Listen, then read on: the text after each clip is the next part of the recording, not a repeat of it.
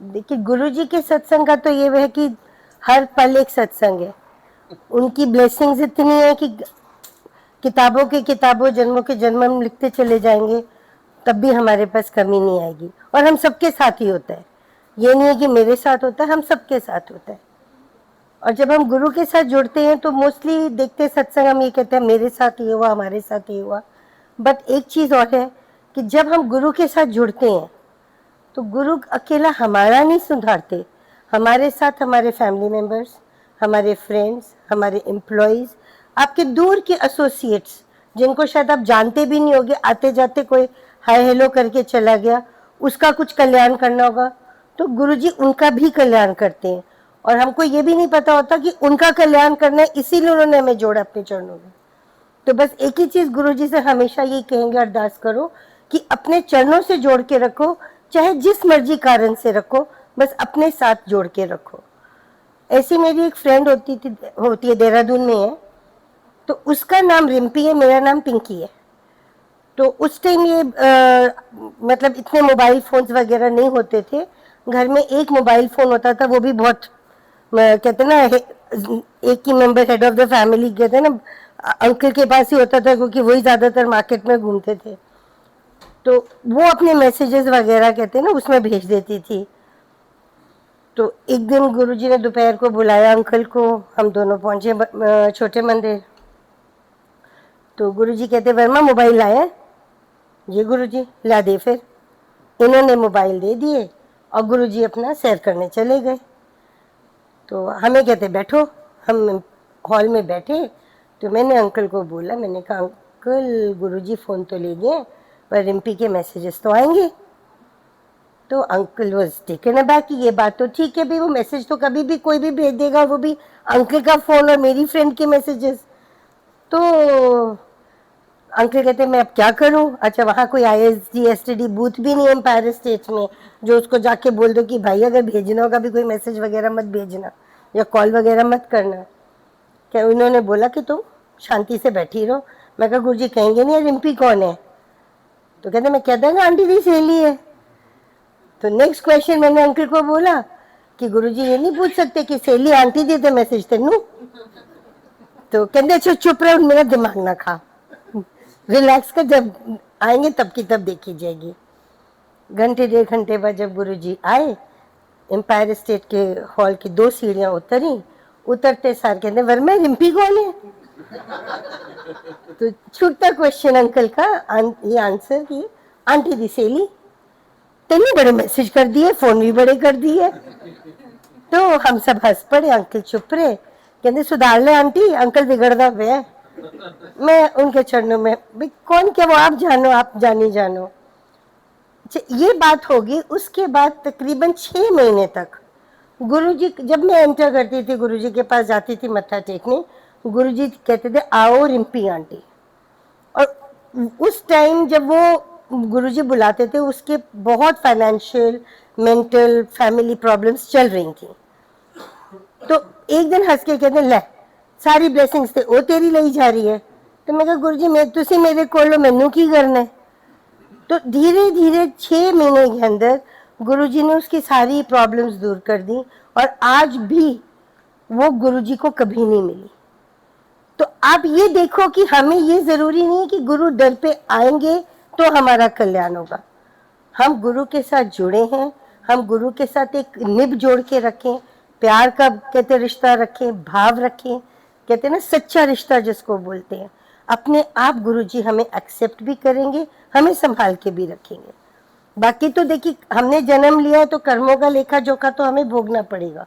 अगर हमें आज हमें लगता है ये हमारा कष्ट बहुत ज्यादा, गुरुजी ऐसा क्यों कर रहे हो, तो इंटू 90 और कर लो कि 90% तो गुरुजी क्योर कर देते हैं, 10% हम सहते हैं। अगर ये इंटू 90 कर लोगे तो कितना भयंकर होता। जब हम गुरु के साथ जुड़ते हैं ना तो ये चीजें रियलाइज करते हैं कि शक्ति भी वो देते हैं उस दौर से निकलने की।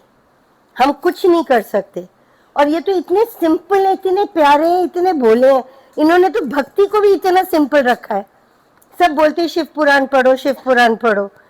अच्छा उस टाइम पे शिव पुराण का एक रीजन होता था कि गुरुजी हमारे महापुरुष हैं, वो कहते हैं ना महादेव है, तो उनको ये डॉक्टरी दवाइयाँ नहीं सूट करती, और क्योंकि वो हमारा कष्ट अपने शरीर पे लेते हैं तो बहुत बीमार रहते थे। किसी का ज्यादा मोटा कष्ट ले लिया, भयंकर कोई कहते दूर किया, तो बहुत बीमार हो जाते थे। तो उस टाइम एक ही चीज उनकी दवा होती थी कि आप शिव पुराण पढ़ो और उनको डेडिकेट कर दो, तो उससे उनका क्योर जो है ज्यादा फास्ट होता था। तो सब शिव पुराण जब सबको बोला जाता था, तो अंकल हमारे हिंदी भी अच्छी पढ़ लेते हैं, संस्कृत में भी अच्छे हैं, तो मैं थोड़ी कमजोर हूँ, तो वो शिव पुराण कहते हैं ना बड़ी जल्दी जल्दी पढ़ते थे। तो मैं इनको देखना, मैंने कहा ये तो इतनी ज्यादा पढ़े, मैं तो पढ़ ही नहीं पा रही हूँ, ये कैसे पढ़ लेते हैं। तो थोड़ा ना कोशिश की करनी चाहिए, अपने गुरु के लिए कुछ तो करना चाहिए। तो मैं जद्दोजहद रोज मंदिर में बैठती थी, मैं कल आधा पेज भी नहीं होता था जब मुझे नींद आने लग जाती थी, और मैं बंद करके जय गुरु जी कह के उठ जाती थी। तो ये 15-20 दिन जब मैं स्ट्रगल कर रही थी, तो गुरु जी के चरणों में ऐसे बैठी थी दोपहर को, तो बड़े प्यार से मुझे पूछते हैं, फिर आंटी कितनी पढ़ ली शिव पुराण। तो मैंने उनकी तरफ ना बड़ा मतलब कंफ्यूजन से देखा, मैं कहा गुरु जी की करा, कहते क्यों की हो गया। मैं क्या हिंदी मैनू बोरिंग लगती है, संस्कृत मैनू समझ नहीं आती, जब मैं पढ़न बैठी हाँ मैनू नींद आना शुरू हो जाती है, ते मैं तो पढ़ी नहीं जाती। ते हस के पता की क्या बोले, लै एदे की प्रॉब्लम है, जितने समझना है उतने ओम नमः शिवाय कह के उंगल फेर दिया कर। संगत जी उसके बाद तो अंकल क्या स्पीड पकड़ेंगे जो मैंने शिव पुराण की स्पीड पकड़ी। और आज भी मुझसे पूछो शिव पुराण में क्या है, ओम नमः शिवाय। तो आप ये देखिए भक्ति को उन्होंने कितना सिंपल करा है, कोई रूल नहीं, कोई रेगुलेशन नहीं, उन्होंने कुछ नहीं, हमें कहते तुम्हारा जो मन में आता है करो। मैं बचपन से माता रानी को मानती हूँ, बचपन से उन्हीं के चरणों में पली बड़ी हूँ, तो मैं नवरात्रे भी रखती हूँ, नवरात्रों में हमारे कीर्तन भी होता है, ढोलकियां छैने सब खड़कती हैं। तो और गुरु जी को पता होता है, आगे तो वो मुझे 11 बजे फोन करके बुला लेते थे, बट नवरात्रों के दिन जब उनको पता है सत्संग हो रहे, कीर्तन हो रहे, 2 बजे फोन आना, फिर आंटी खड़का ले अपने छैने, हाँ जी गुरु जी आजा फिर। तो वो जानी जाने, उनको हमें कुछ बताने की जरूरत नहीं है, उनसे कुछ छुपा हुआ नहीं है। आज भी अगर मैं माता के मंदिर जाती हूँ तो करती मैं जय गुरु जी हूँ। क्यों? गुरु जी ने कब हमें अपने साथ इतना कनेक्ट कर लिया कि हमें नहीं पता। माता मैंने पीछे नहीं छोड़ी, बट यस गुरु जी ने अब एक अलग जगह ले ली है। आप ये बोलो मैं उनको छोड़ दूं, वो नहीं पॉसिबल, बट हाँ अपने आप कब जय माता दी का जय गुरु जी हो गया वो गुरु जी को पता है। इसी तरह मेरे पास फुल टाइम मेड होती थी बिंदु, तो शी वॉज अ विडो, तो मेरे पास रहती थी, तो बच्चे छोटे थे, हम गुरुजी के चले जाते थे। तो एक दिन सुबह सुबह रोती रोती मेरे पास आई कि दीदी दीदी मुझको ज़रा छुट्टी दे दो, मुझे नोएडा जाना है। तो मैंने उसकी शक्ल देखी, रो रही थी काफ़ी। मैं कहा क्या हो गया? कहती मेरा ना बेटा गुम गया है। तो मैं कहा तुम्हारा बेटा? मुझे तब पता चला कि उसका एक बेटा नोएडा में है। तो कहती मैंने उसको यहाँ किसी के घर रखवाया हुआ था, तो वो यहाँ घर से भाग गया आज, तो मुझको उसको ढूंढने जाना है। तो मैंने उसको तब देखा, मैं कहा कोई बात नहीं गुरुजी बैठे, तुम जाओ तुम देखो, तो कोई फोटो वगैरह है तो दे दो। तो उसने कहा कुछ नहीं है। उस टाइम इतने टेक सेवी फोन्स भी नहीं होते थे, वो बटन वाले तो फोन होते थे। आज तो कहते हैं ना किसी को बोलो 50 फोटो मिल जाएंगी। तो जैसे मैंने दरवाजे में कुंडी लगाई और मोड़ी तो अंकल खड़े थे। तो मैंने अंकल को छूटते बोला, मैंने कहा देखो अगर बिंदु का लड़का ढूंढ दो तो कुछ कर दो, मिल जाए तो अंकल ने कुछ मेरे को गलत नहीं बोला। कहते कोई आईडी प्रूफ, कोई फोटो हो, कुछ दो तो बोलूं। अब मैं वहां ये तो नहीं जाके बोलूंगा ना कि बिंदु का लड़का गुम गया। तो बीवियों का जब एक प्रकोप होता है ना, वो सुनती नहीं है किसी की। तो मैंने भी अंकल की नहीं सुनी, तो मैंने छूटते बुड़बुड़ करने लग गई। मैं कहा हाँ ये कोई अमीरजादे का लड़का होता, पूरी दिल्ली की पुलिस फोर्स इकट्ठी हो गई होती, उस गरीब आदमी का कौन है? वो बेचारी दर दर ये करते करते मैं बिटिया के कमरे में गई सोने के, तो वहां पे गुरुजी के हाथ का दिया हुआ एक स्वरूप है। तो स्वरूप को देख के मैं कहती हूँ सारे आपको अमीरों के गुरु कहते हैं ना, आज मैं आपके दर पे तभी आऊंगी जब आप बिंदु का लड़का ढूंढोगे, नहीं तो नहीं आऊंगी। मतलब मेरा बोलना गलत था, मुझे पता है। मैंने मुड़ के बाद में सॉरी भी बोला, मैं कहा गुरुजी आपको पता है गरीब औरत है, उसका कोई नहीं, खूब कहते हैं ना जैसे चापलूसी करी। और सारा टाइम गुरुजी को देखो, गुरुजी प्लीज कर देना, मैं आपका दर नहीं छोड़ सकती, आना तो है ही है ना, बट प्लीज उसका लड़का ढूंढ देना। अच्छा करते करते दिन निकल गया। मेरा कान फोन के पास की घंटी बजे, कोई फोन नहीं बज रहा, उस टाइम तो लैंडलाइन होते थे। डॉट 3:45 घंटी बजती है, बिंदु आती, दीदी प्लीज आज गुरुजी को जाके थैंक यू कहना, मेरा लड़का कोई मेरे सामने छोड़ के गया है। सुबह से मैं उस जगह कितनी बार चक्कर मार लिए, मगर ऐसा जैसे अब भी कोई सामने छोड़ के गया। उसका तो फोन मैंने तुरंत काटा, सीधा पहुंची, कार में बैठे गुरुजी के पास। अब गुरुजी एम्पायर स्टेट में किचन के पास चेस्टर पे बैठे हैं। तो अब जब गुरुजी ने देखा तो मुझे अपने अंदर एक गिल्टी फील हुआ कि मैंने सुबह गलत बोला। तो नजरें झुक गई, मत्था टेका, बैठ गई। तो अब हिम्मत बटोर रही हूँ कि मैं उठ के गुरुजी को थैंक यू बोलो। तो धीरे धीरे उठी, गुरुजी के पास गई। मैं कहा गुरुजी बिंदु लगते देते आंटी ओदा मुंडा सोएगी में किच किच करके मेरा दिमाग खा रखा।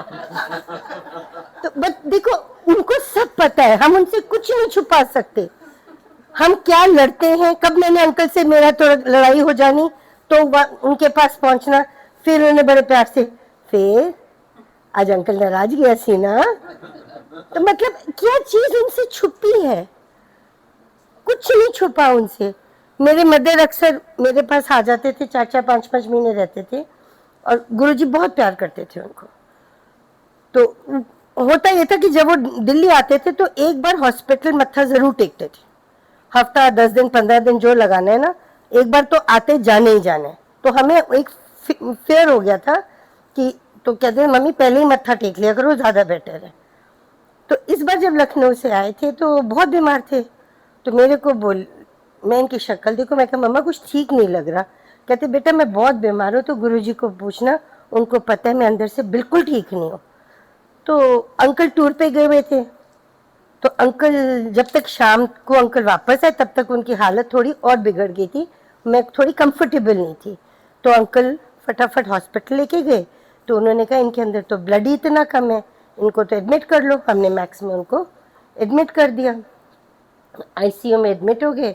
डॉक्टर्स ने कहा कुछ नहीं कह सकते, कुछ भी हो सकता है। मैंने अपना लखनऊ ब्रदर्स को फ़ोन किया, अगले दिन सुबह ब्रदर आ गया। अच्छा वो लखनऊ से एक लॉकेट बनवा के लाए थे गुरुजी का। तो मुझे कहते ए गुरुजी तो बेटा ब्लेस करवा दें ते मैनू थोड़ा मन जी शांति रहेगी। ठीक है जी, अब गुरुजी के पास जाऊंगी तो ब्लेस कराऊंगी, और गुरुजी को लॉकेट भी ब्लेस करवाना एक हिम्मत लेनी थी कि गुरुजी को बोलो कि लॉकेट ब्लेस कर दो। हालांकि बेचारे कभी मना नहीं करते थे, बट अपने अंदर एक हिम्मत नहीं होती थी कि डायरेक्ट चले जाओ। तो जब सुबह ब्रदर आया तो डॉक्टर्स ने लिटरली जवाब ही दे दिया। तो मेरे मन में ना एक दिमाग में खटका कि अगर कल को कुछ हो जाता है तो मेरे माइंड में बात रहेगी कि देखो मम्मा लॉकेट लाए, मैंने ब्लेस नहीं करवाया, तो मैं ऐसा करती हूँ कि लॉकेट ब्लेस तो करवाई लाती हूँ। मैंने छोटे वाले को बोला, मैं कहा तू ज़रा वेट कर, आईसीयू में बाहर तो अटेंडेंट ही चाहिए, मैं फटाफट गुरुजी के पास होके आती हूँ। मैंने ड्राइवर को पकड़ा, सीधे पहुंचे एम्पायर स्टेट। बाहर छोटू भैया वेट कर रहे, आंटी तुसी इन्नी लेट कर दी, गुरुजी ते कद्दा वेट करते पे ने। फटाफट ऊपर गई, अभी मत्था ही टेका तो गुरुजी किवे दी है उमा आंटी। तो मैंने उनकी शक्ल देखी, मैंने कहा गुरुजी सीरियस ही है ने, लिया लॉकेट दे।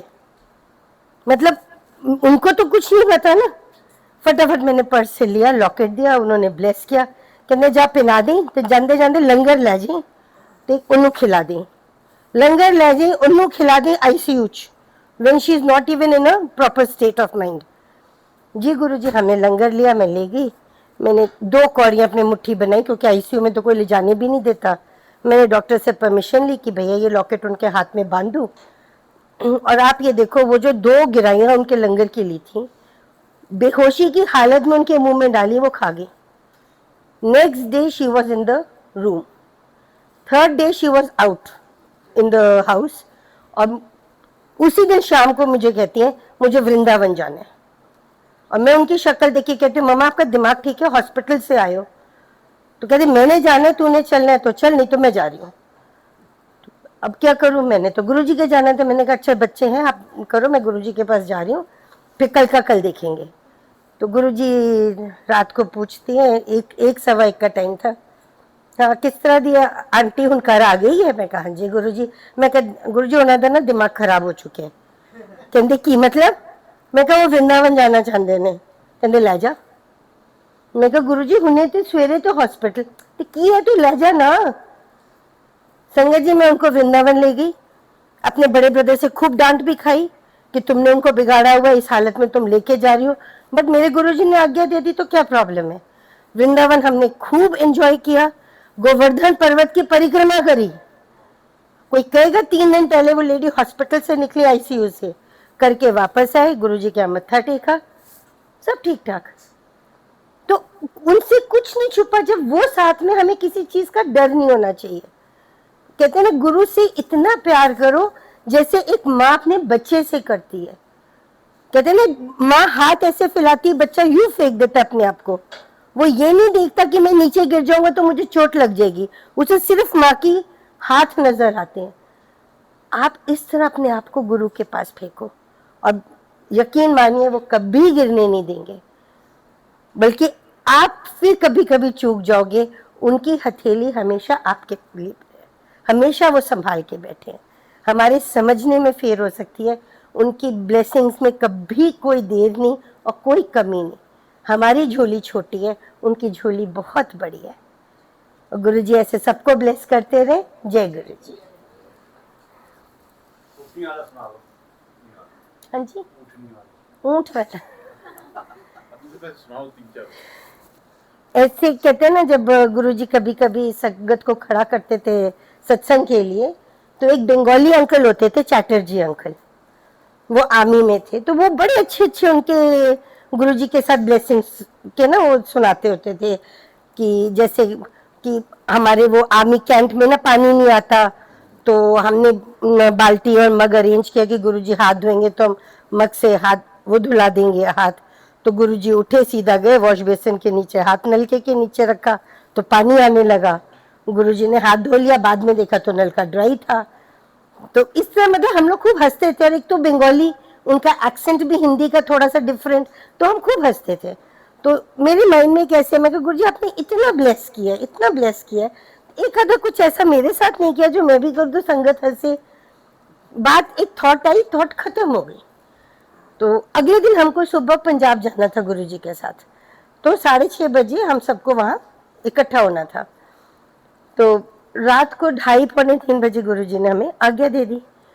तो हम यहाँ यूपी बॉर्डर में रहते थे, पृथ्वीयार, और एम्पायर स्टेट से वहां पूरा एक कॉर्नर, तो इंडिया गेट क्रॉस करके आना पड़ता। तो हम सत्संग कर रहे थे गुरुजी में मस्त, और अंकल की कार फुल स्पीड पे चल रही है।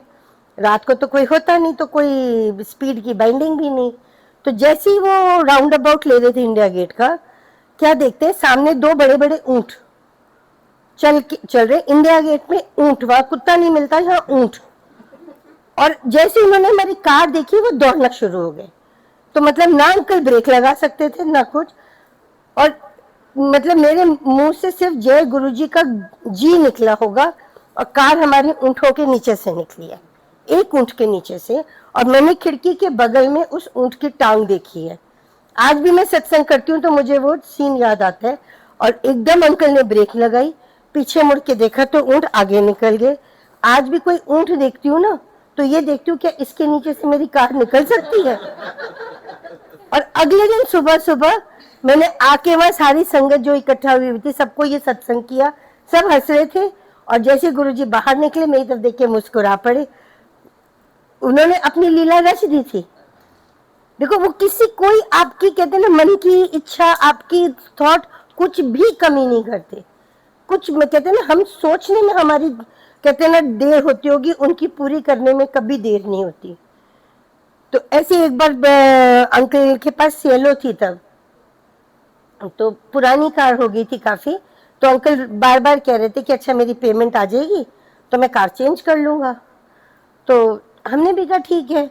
तो कार मुस्लिम पैरिस स्टेट में बाहर ही खड़ी करते हैं, बट हमारे अंकल थोड़े से ना जिद्दी टाइप के, कितनी बार अंदर ले जाते थे कार।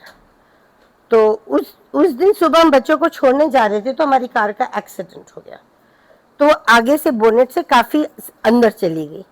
तो मैंने अंकल को बोला कि आज कार अंदर ना लेके जाना प्लीज, भाई एकदम एम्पायर स्टेट के बगल में खड़े करोगे, गुरुजी निकलेंगे, क्या अच्छी लगती है टूटी फूटी कार। तो बट अंकल तो जिद्दी, वो कहते मैं तो लेके जाऊंगा। ले गए एम्पायर स्टेट में, बिल्कुल गेट के बगल में वो कपूर अंकल का घर, उन्हीं के पास में उन्होंने खड़ी कर दी। और मैं कहूँ क्या टूटी फूटी कार है, इतनी अच्छी अच्छी कारें वहाँ हैं और हमारी एक टूटी हुई नमूना वहाँ खड़ी होगी।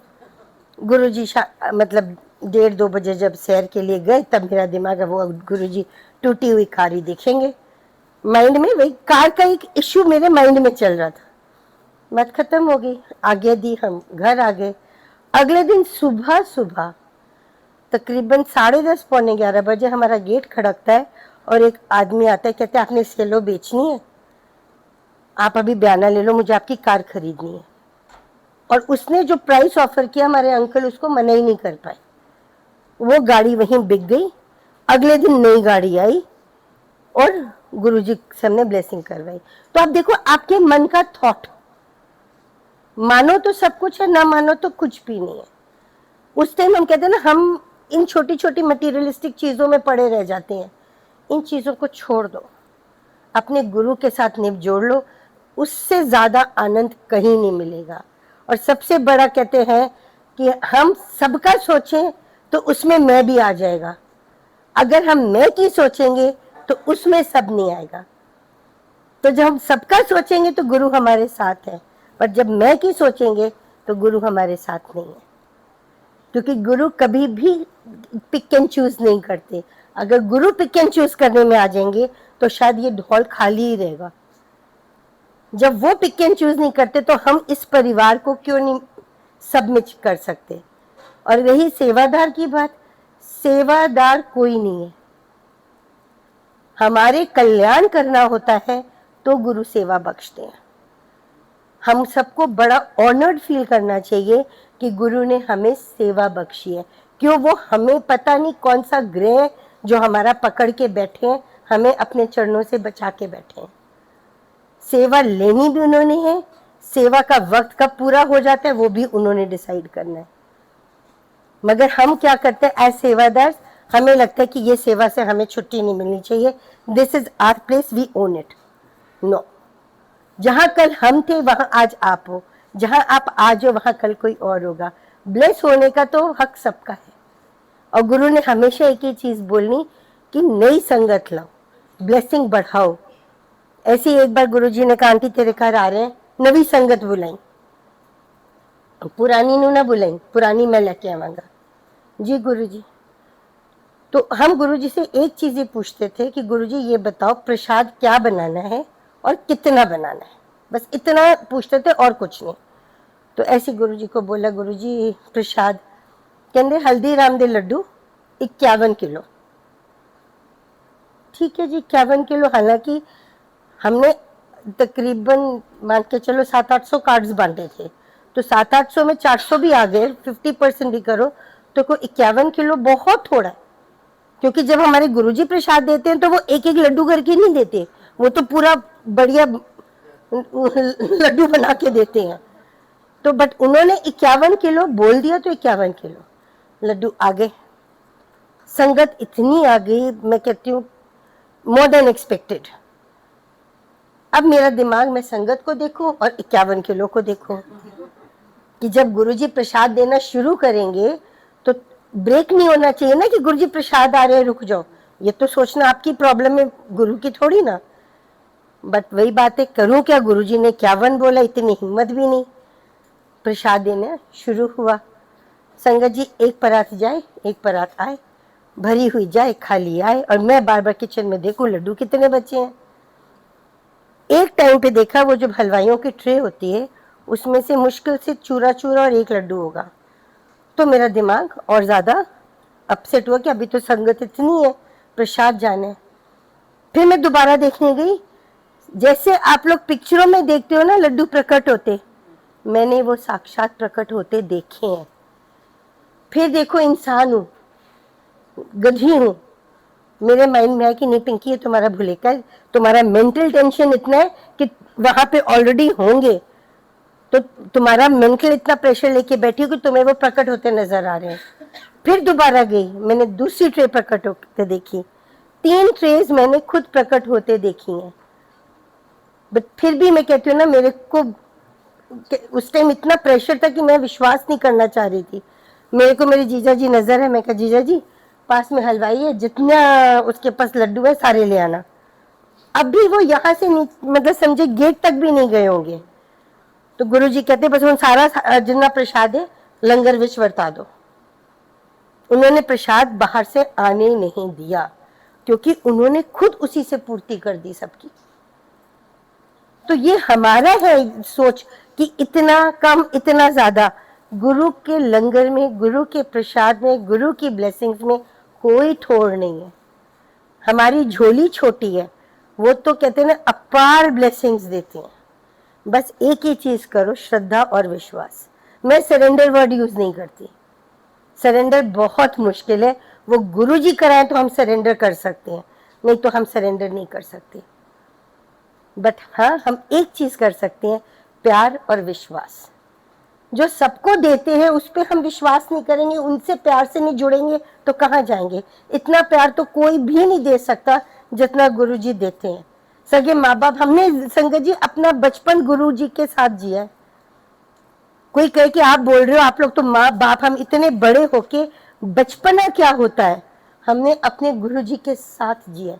छोटी छोटी चीजों से हम लड़ते थे आपस में, गुरु परिवार में छोटी छोटी चीजें, एक दूसरे के साथ नोक-झोंक, जो शायद कभी बचपन में नहीं करी हो। इसी का एक छोटा सा सत्संग सुनाती हूँ कि गुरुजी के यहाँ पे अब तो स्वरूप आपके दुकानों पे भी मिल जाते हैं, हर जगह मिल जाते हैं। उस टाइम ऐसे ब्लेसिंग्स नहीं जाती थी, ब्लेसिंग्स गुरुजी अपने हाथों से देते थे। और उस टाइम क्या हुआ कि छोटे छोटे स्वरूप गुरुजी ने एक अंकल को दिए हुए थे, सिंगला अंकल को, कि ये सबको दे देना। तो गुरुजी का जो भी कोई देता तो एक लालच आ जाता है, आपके पास जितना मर्जी हो एक लालच आता है कि मुझको चाहिए। तो हम उस टाइम गुरुजी ने क्या कर दिया था, पुरानी संगत ऊपर जाओ, नई संगत को नीचे बैठने दो। तो हम ऊपर बैठते थे। तो जब मैंने देखा सिंगला अंकल स्वरूप बांध रहे हैं, फटाफट नीचे गई, मैंने झोली आगे कर दी।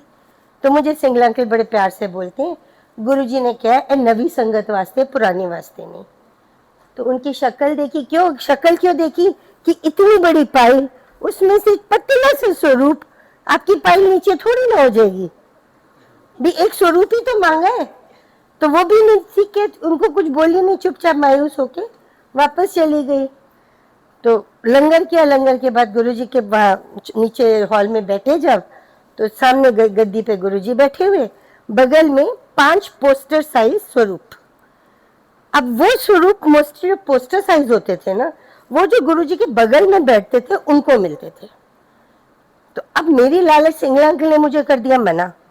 तो मैं कहा हाँ गुरुजी, ये वीवीआईपी लोग हैं, इन्हीं को आप दोगे, हमारी तो कोई गिनती नहीं है, हमें तो ना सिंगला अंकल दे ना आप दो, आप भी उठाओगे सबको दे दोगे।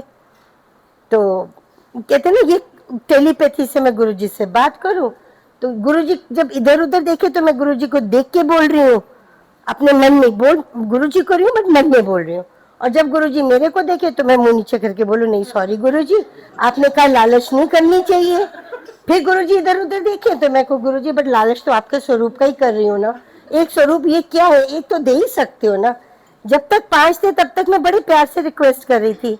गुरुजी ने एक आंटी को दे दिया, फिर थोड़ा सा हार्ट बीट तेज हुई, थोड़ी फास्ट होगी मेरी मांग, दूसरा आंटी को दे दिया, तीसरा दे दिया, 4 ऐसे दे दिए। और मैं कहते हैं ना तेजी तेजी से, गुरुजी प्लीज अब तो लास्ट बचा, ये तो दे सकते हो ना, हमें देने वाला कौन, मतलब जो कुछ कहते हैं ना कन्विंस करने के लिए बोल सकती थी गुरुजी को बोला। एकदम गुरुजी हाथों में उस स्वरूप के साथ खेल रहे हैं, लास्ट स्वरूप है, गुरुजी उसी को रोल कर रहे हैं अपने हाथों में, एकदम देखते हैं और मुझे इशारा करते हैं।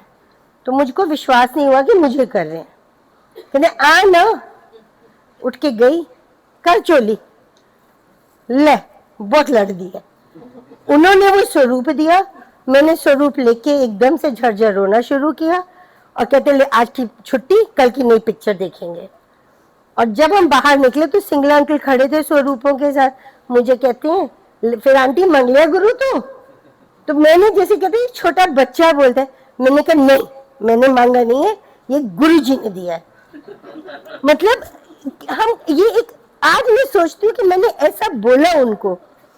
देखा जाए तो एक मैच्योरिटी लेवल का आदमी इस तरह कभी नहीं बोलेगा, बट हम वहां जब गुरु के दर पे जाते थे ना, हमें कोई नहीं पता होता था कहाँ बच्चे हैं, कहाँ हस्बैंड है, कौन क्या है। मैं हूँ, अगर मैं पिंकी हूं तो मैं पिंकी हूं, आगे वर्मा नहीं है। क्योंकि गुरु के दर पे हर आदमी एक अपना इंडिविजुअल है, हर एक की ब्लेसिंग अपनी इंडिविजुअल है। हम यहाँ आते हैं, हर एक अपनी अपनी ब्लेसिंग लेके जाता है। उस चीज की रिस्पेक्ट करो, उस चीज की कदर करो। ये मत सोचो हमारे घर में से ये नहीं आता, हमारे घर से वो नहीं आता, वो नहीं मानता, कोई बात नहीं, वो गुरु जी जानते हैं सब कुछ। यहाँ बैठे वो सबको ब्लेस कर रहे हैं। गुरु कभी पिक एंड चूज नहीं करते। हम लोग फिर एज मदर्स कभी पिक एंड चूज कर लेते होंगे, बट वो कभी नहीं करते।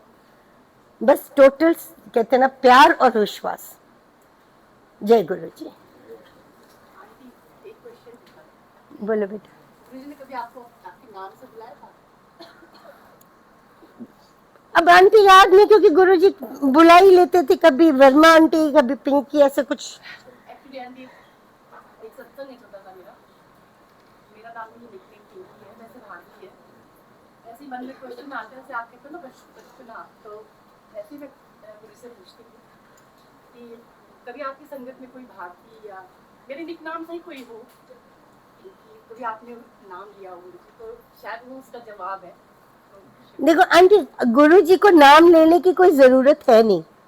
एक मन में वो बात ठीक है, वो हमें चाहिए, बट हाँ एक आधी बार पिंकी बोला होगा, अदरवाइज आंटी या वर्मा आंटी ऐसे बोल लेते थे। शायद गुरुजी ने वो जवाब कोई देखो, क्यों, जब गुरु के साथ जुड़ गए तो हम जुड़ गए। ये नाम तो इस दुनिया में मिला हुआ है हमें बुलाने के लिए, क्या पता गुरु की नजरों में हमारा क्या नाम है, ये भी तो बात है ना। ऐसे जरूरी नहीं है, मेरे को भी कभी नाम से बुलाया, इधर आ, ऐसे हाँ? बोलते थे गुरुजी। मेरे बेटे को नहीं कभी बुलाया नाम से, वो आज तक कहते कहते मेरे को कभी नाम से नहीं बुलाया गुरु जी ने। छोटा कितने है, मेरे छोटा बनाते थे, किसी को बुलाते नहीं, किसी को बुलाते, जैसे उनकी इच्छा होती है वैसे होता है। जैसे मैंने बोला था ना, आपके फैमिली में हाँ नहीं जरूर आंटी। जितना ज्यादा भाव उसके साथ वैसे ही उतना प्यार।